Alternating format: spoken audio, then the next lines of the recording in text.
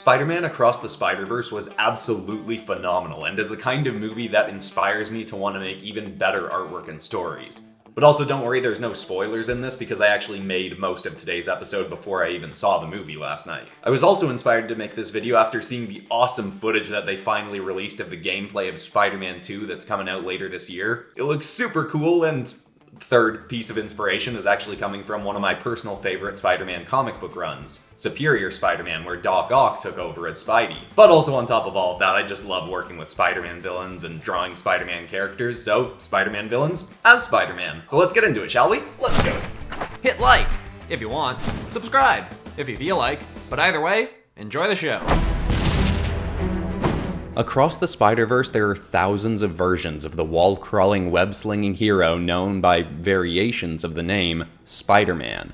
In some universes, they are the only hero around. In others, they're one of hundreds of heroes. And some universes' versions of Spidey come about as very unusual legacy heroes, taking on the mantle after one version of the hero has passed on. Alexei Sitsevich had never been the most intelligent of Spider-Man's foes in his own universe. In fact, he was partially given his powers and the Rhino-like suit grafted to his body because the Russian scientists who experimented on him believed his low-level intellect would make him easier to manipulate into doing their bidding. They'd been wrong, and he'd turned on them quite quickly, but eventually, after many battles with Spider-Man, Alexei realized that his own plans were never working out for him, and he started taking on paid work as muscle for other New York crime groups. Over the years, he noticed that people paid very little respect to him. Many feared him, but the crime groups and other more infamous villains all just saw Alexei as a brutish galoot to be used for their own means. With every passing job, he became more and more determined to gain the respect that he felt he deserved. The best way he could think of how to do that was to finally be the one to kill Spider-Man. Now, in many dimensions, many versions of the Rhino have faced off with versions of Spider-Man, and rarely does it go well for the Rhino. But in this universe, Alexei Sitsevich managed to get into a brawl with the Spider when he was having a very off day. He was sick and exhausted and still recovering from injuries from a battle with Doc Ock, and the Rhino did finally manage to snuff out the Spider's lights. The following day, the news was everywhere. The Rhino had killed Spider-Man. Alexei was ecstatic with himself and was eager to see the praise roll in from the villain and criminal community. But it didn't come as he hoped. Some did respect him and showed him praise for finally besting the Spider for good, but others claimed it was a lucky fluke, or that he only managed success because the Spider was already injured. Alexei was shocked and disheartened. Even the praise from those who did respect his achievement felt like nothing in the wake of the remaining disrespect he still felt from others. Worse still, over the next months, he saw New York fall farther and farther into chaos. With no Spider-Man, it was open season for criminals, and they were all moving as fast as they could to achieve their own ill-gotten goals, while New York tried to find a way to regain order. That just meant Rhino's 15 minutes of fame felt even shorter, as those he'd wanted respect from were all distracted with their own missions. At that point, Alexei had had enough of trying to gain the respect of his villainous peers, and decided instead to try gaining respect from the city he'd spent so long terrorizing. He sought out the same scientists who'd given him his suit in the first place and forced them to upgrade it with spider-like tech and to repaint it more like the now-deceased hero. They told him that it didn't make any sense at all to make him look like some kind of spider-rhino blend, and that they weren't even sure if he could web-sling successfully at his weight. But he didn't care. They did as ordered, and Alexei set off into the streets to take down the criminals he'd once sought the respect of. He got a lot of laughs from people as they saw this red and silver wrecking ball attempting to swing down city blocks, but when he started successfully besting villains like the Vulture, Shocker, and Scorpion, people did start to take notice. Slowly, the police in New York gained some footing in the war on villains and crime as more and more villains were put behind bars by Alexei, but he still wasn't getting the respect he was after. Some in New York were praising his actions, but most assumed he was just after his own power grab, and others thought it incredibly disrespectful that he'd taken on the appearance of the hero that he'd killed. But strangely enough, Alexei didn't really care. He saw the city becoming more and more at peace thanks to his actions, and every time he saved someone from dying at the hands of a villain, he felt better and better about himself. Despite not gaining the external respect he was after, for the first time in his adult life, Alexei found he respected himself for what he was doing. Over the following years, as New York regained composure and he put more and more villains away, he would start gaining some respect from the people of New York, but it had stopped mattering to Alexei whether he got it or not. The self-respect that he was reinforcing every day by working to help people instead of torment them was enough to finally satisfy the craving for respect he'd so long been after. So no matter how silly or strange people thought the Spider Rhino to be, he was here to stay.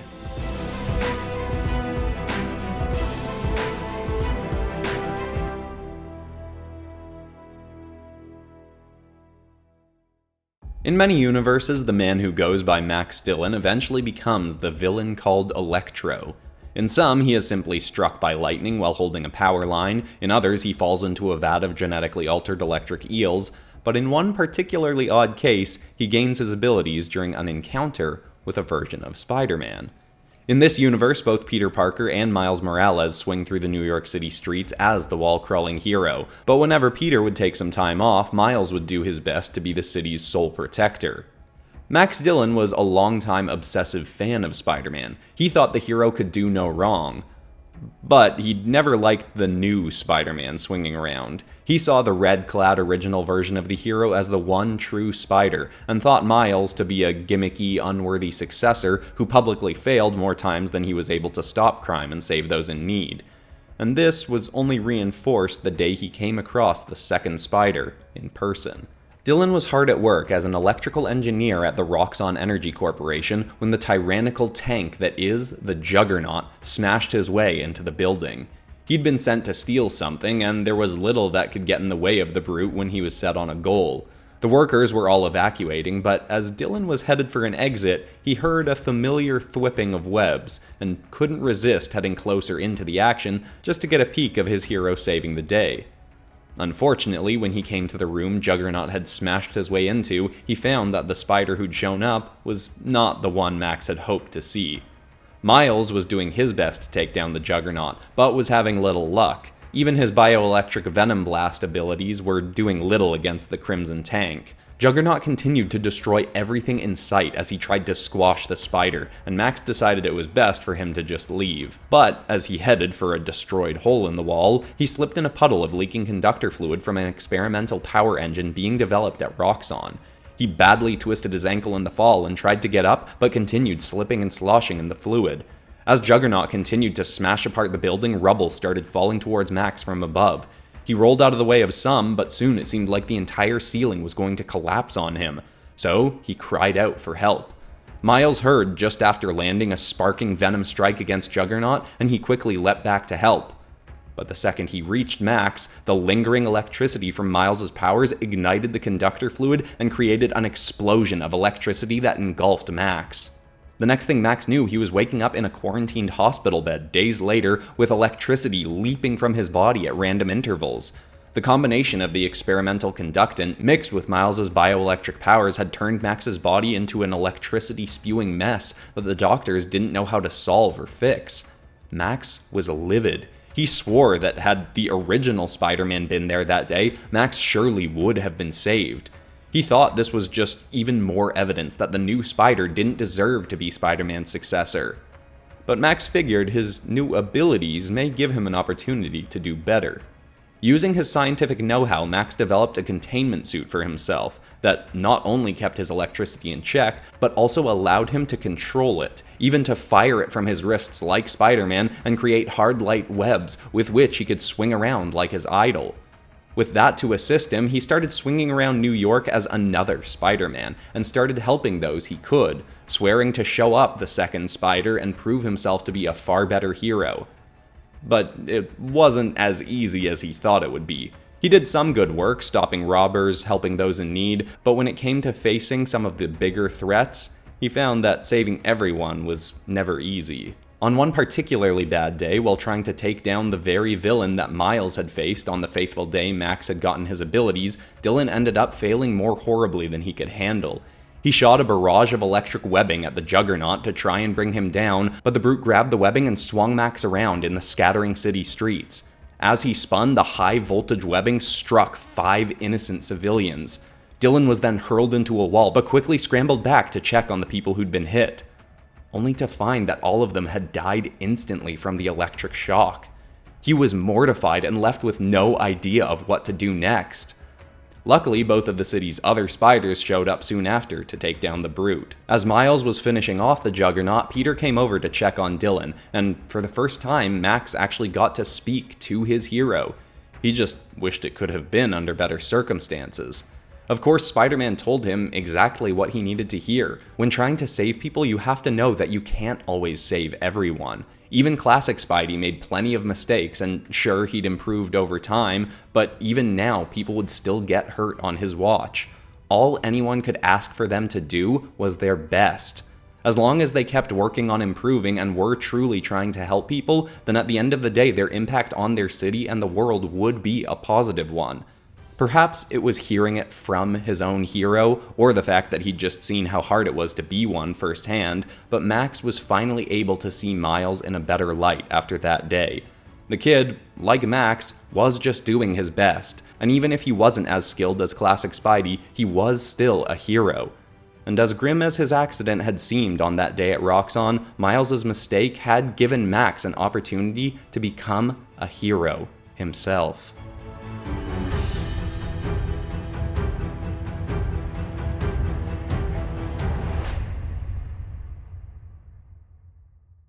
Dr. Johnathan Ohnn is a man who exists in multiple forms in multiple dimensions, but one version of him lived in a world that had no Spider-Man at all.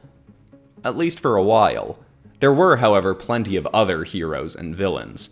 Ohnn had once been a superhuman genetics doctor with great ambitions to help create some of the greatest superheroes his world had ever seen.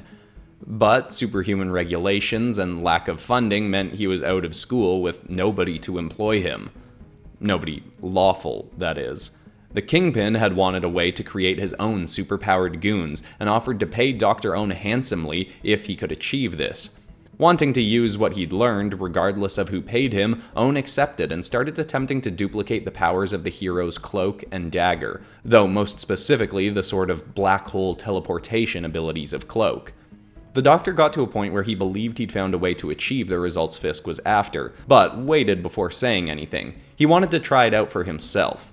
He waited until everyone else in the facility he worked in had gone home for the night, then started up the device he'd been working on. It created a bubbling black nothingness in the middle of the room. He was quite certain he had succeeded in his goal, that this black void could grant abilities to whomever the Kingpin wanted. But Dr. Ohnn also realized he kinda wanted the abilities for himself. He stepped into the void and found himself floating in a white expanse, full of floating black spots. He was able to swim through the air to reach the closest spot and stick his head through. On the other side, he saw a version of himself. This Johnathan Ohnn was sitting in a high-security prison cell. Ohnn then moved through the white void to another circle and looked through. The next one showed him a man whose skin was completely white with black spots all over him, much like the void Ohnn now floated in. He was fighting with a man in a red and blue suit, who was cracking constant jokes at the villain, and from the responses, Ohnn recognized the voice as his own. This villain attempting a petty robbery was him, or at least another version of him.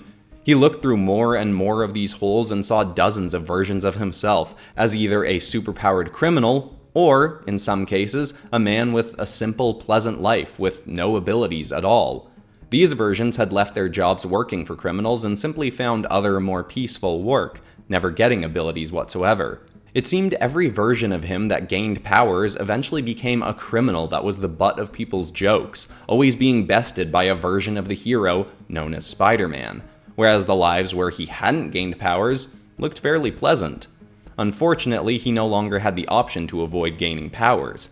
He was eventually able to find his way back to his own universe, but when he stepped out into his lab, his entire body was white with black spots, like the other sad, villainous versions of himself. From there, he decided to make a change. If he couldn't choose the normal life path and was going to be stuck with these powers, he'd at least use them for something better than the other Johnathan Ohnns had. He abandoned his job for the Kingpin and started jumping to other universes to gather information on the hero that seemed to always be besting the other versions of him, Spider-Man. He found that in most cases, this being was a hero who helped many people across various worlds, but that there was no Spider-Man in his own universe. At least not yet. With knowledge he gained studying other Spider-Man, Ohnn built himself web shooters that could blend into his shifting form, and he controlled the black spots on his body to make himself look like a version of Spider-Man. Taking on this new persona as the Spider Spot, Dr. Ohnn turned on his once employer Kingpin and any allies he knew of. He found the combination of his spider tech and his ability to make portals using the black spots on his body meant he was an incredibly formidable hero, and despite his still somewhat goofy appearance, he did receive much praise and support for his work in taking down the likes of Wilson Fisk and other hardened villains. He ended up getting to work alongside the Avengers and the X-Men and came to be a revered hero, proud of himself for his work, knowing that he was likely the version of Dr. Ohnn living the best life of any of his many doppelgangers across the Spider-Verse.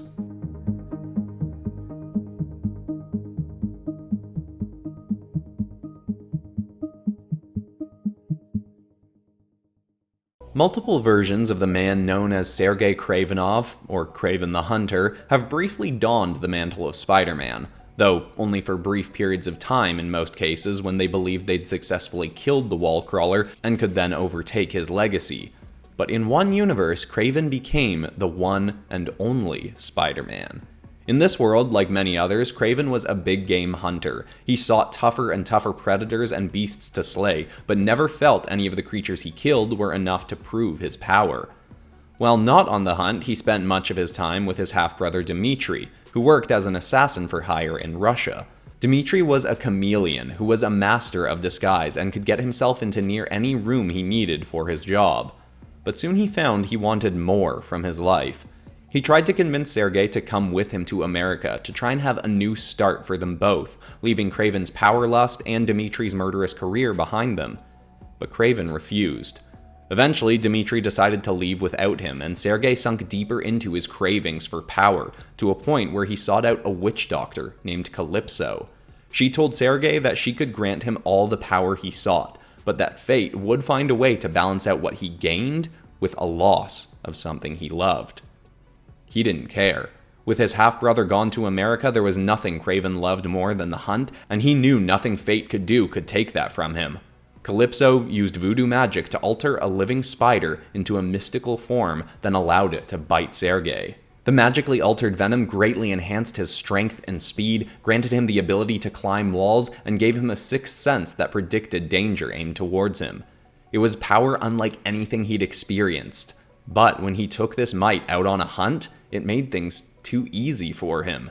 No beast of nature stood even the slightest chance against him. Now his power lust had shifted into a lust for a true challenge, and he still felt incomplete without a suitable hunt.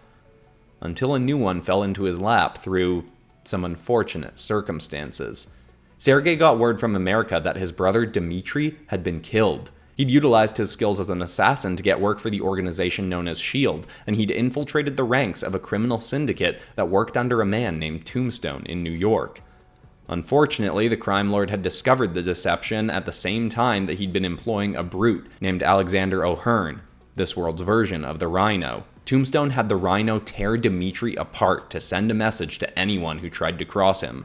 Sergei was devastated, seeing this as his own fault. While he pretended to no longer care for his brother after he'd left, Sergei still had deeply loved him and was mortified to learn that fate may have turned on Dmitri because of Sergei's deal with Calypso. This was likely the loss that she had referred to. Regardless of whether that was true, Sergei had certainly found his next hunt. He set off for America and tracked down the Rhino. Even with Sergei's enhanced abilities, he was unable to best the beast in their first fight. And even in their second. This hunt was turning out to be a true challenge. But by the time he hunted down the Rhino for the third time, with some upgraded equipment and an amply developed bloodlust, Sergei was finally able to kill the villain. After that, he went after Tombstone and his entire criminal organization. Kravenov was cutting a swath through New York's underbelly and faced off with many more villains under Tombstone's command, who gave Sergei even more worthy foes to fight. He also saw that New York was slowly becoming a safer and safer place thanks to his hunts, and he realized that despite the painful event that brought him to the city and down this path, it may have also been fate working for a greater good, to bring him here to both protect people and simultaneously satiate his lust for a good challenge. And so, even after taking down Tombstone, Sergei stayed in New York as a new resident lethal protector, hunting down any villains that could give him a good fight to keep them from using their own power against the likes of the innocent.